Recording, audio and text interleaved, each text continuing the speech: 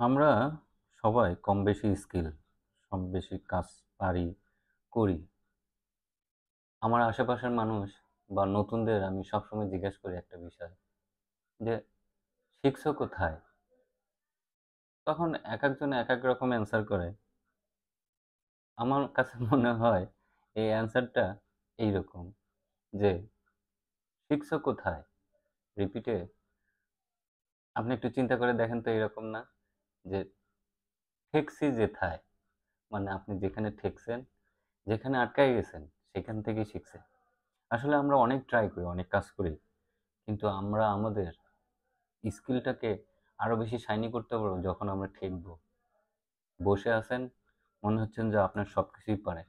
কিন্তু একটা কাজে যতক্ষণ পর্যন্ত না ঠেকবেন, তার চাইতে বেশি ইমপ্রুভমেন্ট আপনার খুব কমই হবে।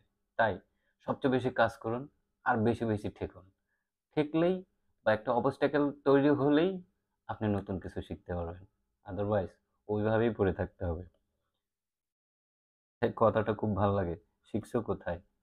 ঠেকছি যেথায়।